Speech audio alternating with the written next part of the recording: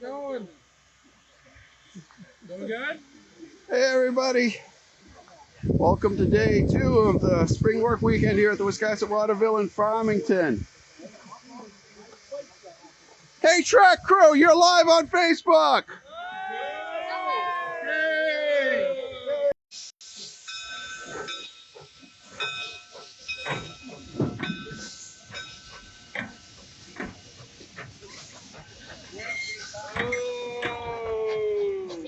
We'll be back. Bye! All right, it's on.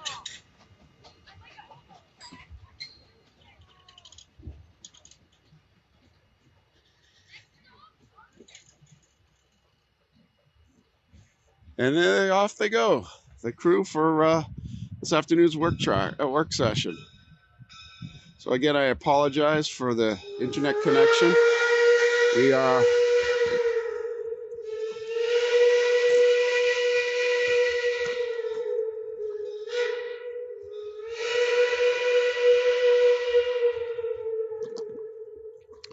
are kind of in the rural area, so our internet does kind of come in and out. We do have a transmitter in the yard, but it doesn't quite pick up this far. So anyhow, we see other projects that have been going on today. Yeah, thank you, Andrew. We wish them well too. They've been hard at work. They did a bunch of ties this morning, and they'll be changing out the rest of them this afternoon, the ones that they marked for replacement. We got a crew working on Caboose 554. That's getting a new coat of paint, which is very much needed. And still this weekend, we have not been working on the platform, but there it is. And now everything here is quiet at Sheepscott. The other projects that they've been working on, they did some work on a trail. Of course, ongoing work on the engine house. One of the most important projects is they've been working on the fire suppression. There's a special chemical that we treat the wood with. It was recommended by the people that do preservation of covered bridges. So we've treated the entire interior of the roundhouse or engine house with that chemical. And so that's being done. Oh, you know what? We can go take a look at car 9x9, the passenger car.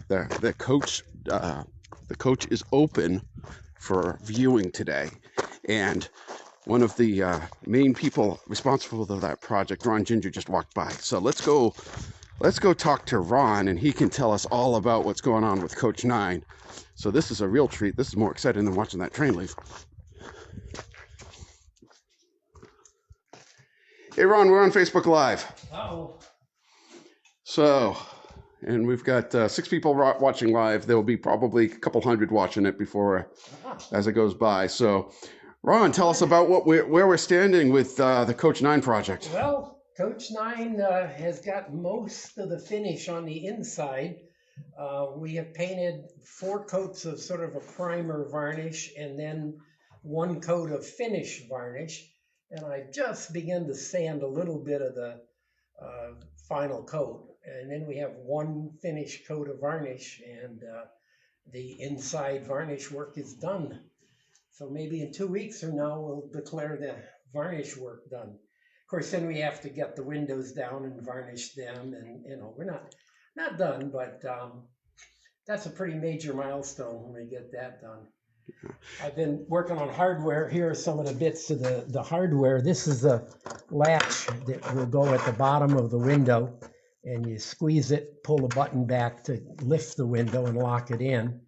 And by something called the I did. There you go. Sorry about that, guys.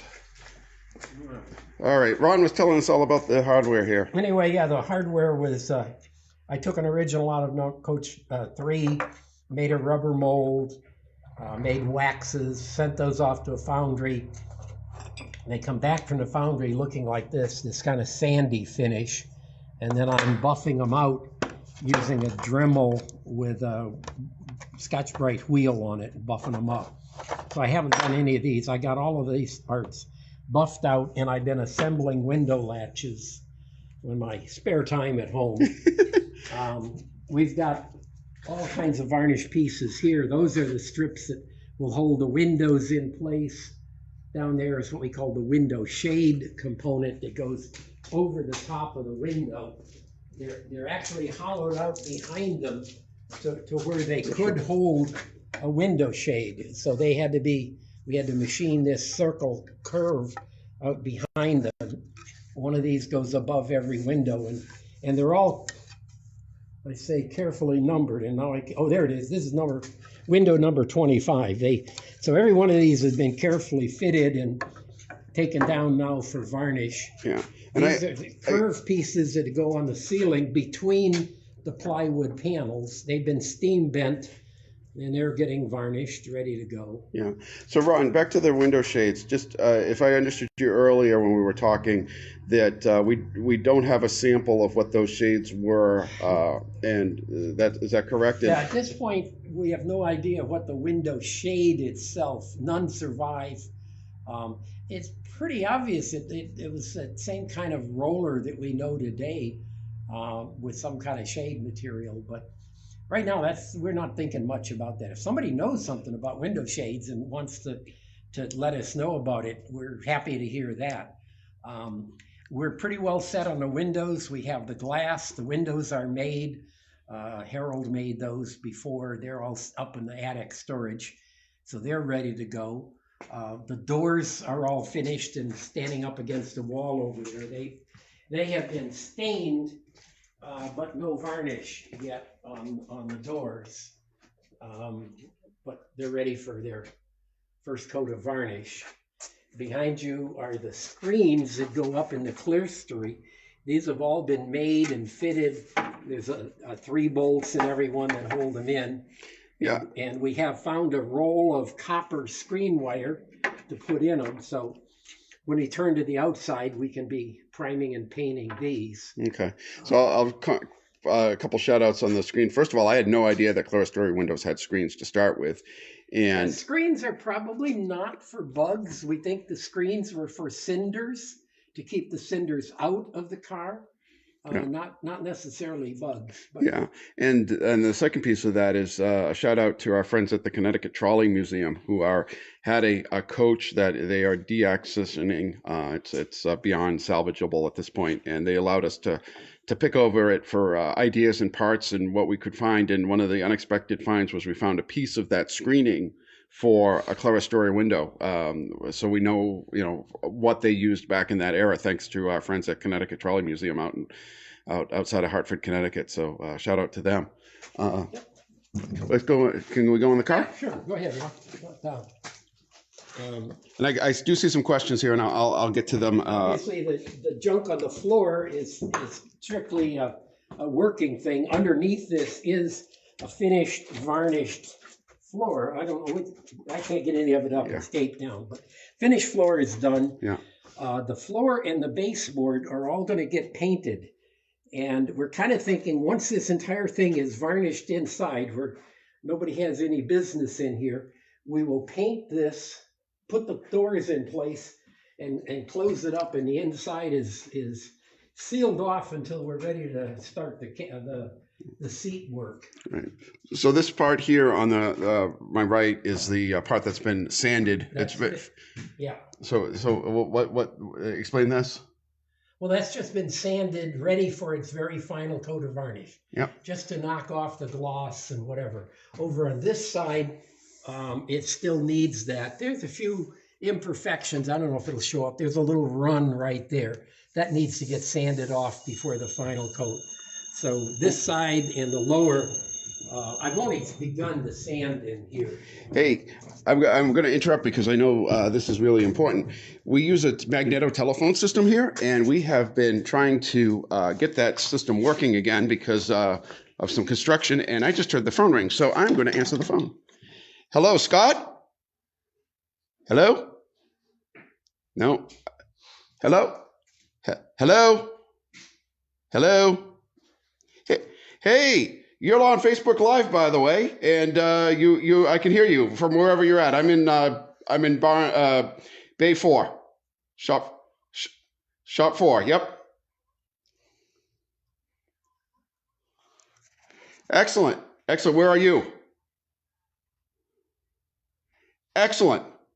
Excellent. All right. Well, good luck. Thanks, Scott. Bye-bye. Yeah, so we were just testing our phone system. And there was a break in the wire somewhere, and Scott is out there trying to find it and fix it. So, yay. That's how many Facebook Live things have you done that you actually see people do work in real time? Cool. Was the woodwork? Okay, so we have some questions from a guy by the name of Jacob Ramsey, whoever you are. Thanks for asking. Will the car be heated for winter operations? We have found a wood stove that we think is appropriate for it. I don't think there's been a lot of discussion yet about how to actually install that, and I don't know whether it's safe to use. I just know that somebody came up with a wood stove that looks like the right thing for the coach. So I guess the answer to that is we're not sure. Yeah. Right now, none of our cars have working winter heat. With something we're looking at doing across the railroad, but of course this car is going to be special, so we're not sure, what we're going to do with that. But yeah, the having the stove is certainly a step in the right direction. And Jacob also asked, was the woodwork on the car done by hand or machine? Yes. A lot of the trim is pretty standard molding, and that was done with our shaper right here and a box of shaper cutters. That was donated to us by a friend of mine over in a boat yard in South Bristol. When he heard what I was doing, he said, "Hey, can you use the shaper?" And boy, we put miles of wood through that. But there have been a few pieces where it was not possible. Oh, here's a sample. Not possible to get a modern cutter that made the right pattern. The first one we ran into, this is the door jamb, the vertical strip beside and overhead of the door. And there was no way that we could come up with a cutter that would do this shape. So Eric actually made a hand plane, the old-fashioned kind of wooden block plane with a blade. For the blade, he used an old file and tempered it and reground it into the right shape, and did these. This, to get this deep a pass took, I don't know, 10 or 12 passes down each piece. And it had to make all of the stuff around the door and end. He also made, it wasn't exactly the same cutter. It's very close. Well, maybe it was the same, but this is the molding that will separate the ceiling panel, where we have curved panels in the ceiling over the first part of the ceiling. This molding in. We steam bent a batch of them, and they're ready to go in. They'll need a little springing, but they've been steam bent, and this will be the molding that separates the joints on the curved pieces. Right, and these also get a gold leaf or something? That's right. These panels will get an oak veneer like this one has. This one is not quite varnish finished. It'll get one or two more coats. And then we're working with a sign shop to create a flourish design that was in each corner. I just say a big squiggle of vines and branches that was in each corner of these panels. We had a fellow come in here that does painting for fire engine restoration, the old steam stuff. And he's very familiar with this kind of work. And he pointed out that this originally was done with a water slide decal. Remember the old things in models where you float them in water and float them off?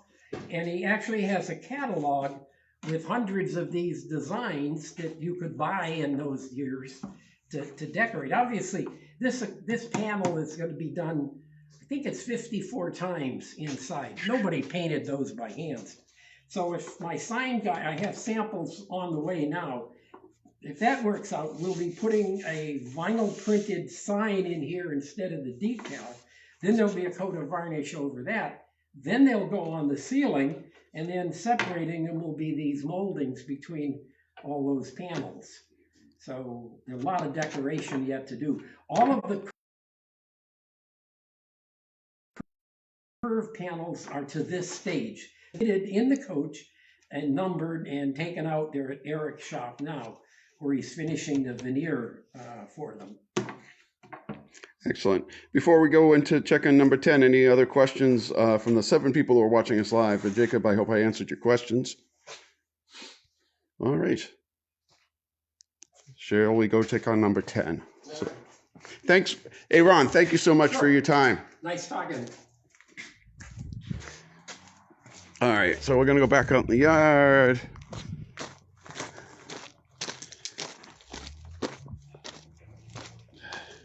And the crew's been working on, I see the start of a number. This car had not been numbered, and it is about to get numbered. So, there you go. All right, number 10. So this is the bay where we usually keep number 9 at night. And 10 is back over here. So Dan and Bryce, who are currently on the track crew, have been working on 10. So I apologize. Anyhow, so here we go. Back to number 10. Dan and Bryce have been working on the running gear under the sheet. You know what? Let's take a look. Let's take a peek under the sheet. Let's see what sort of sheet is going on in here. So the eccentrics are down there. I don't know if you can see that. Lighting is kind of poor. So, well, they've been doing some work on the running gear. The running gear was actually in very good shape. The locomotive did get overhauled when we acquired it from Edaville Railroad. We put a new stack on it. We did some running gear work on it. We did some work on the drive, the rods. Those are new rods there from 15 years ago, whenever it was. But at any rate, so that's what's going on with 10. It is we are still working with our partners, Main Locomotive and Machine, to have a new boiler built, and they're just so busy. They're doing work on the 470 up in Waterville. They're doing all the steam work at Edaville. They work at the Cog Railway. So they're just all Conway Scenic. They've been helping those guys out there with their 7470. So if there's steam work in New England, Main Locomotive Machine is usually the folks that are behind that. So they're just backed up. So we're waiting for them to get started on our boiler. That's basically where this project stands. The locomotive itself here is hopefully going to get moved to the roundhouse or engine house now that once the insulation and the fire protection, all that stuff is done in there, and we've got doors. So we'll be able to put this in there and work on it there. And this will also free up this bay. If you notice, this is the original Wiscasset, Waterville, and Farmington Railway Museum, Bay 1. 30 years ago, when the museum was founded, this is what we started with, was just this one bay. And if you look at the construction, it's a interesting construction. I'll leave it at that. It still has its dirt floor, so we'd like to clean out this bay and then be able to convert it to usable workspace like we have for the rest of the building. So that's where we stand with number 10. If there's any other questions, I have to kind of run, but thanks for watching. If you got a question, feel free to type it in. The 3 of you who are left stuck with me to the end. And if I can tomorrow, I'll do another live stream. If not, this has been Ed, train master of the Wiscasset, Waterville, and Farmington. And come on by, come up to Maine sometime. We'd love to see you. Bye-bye.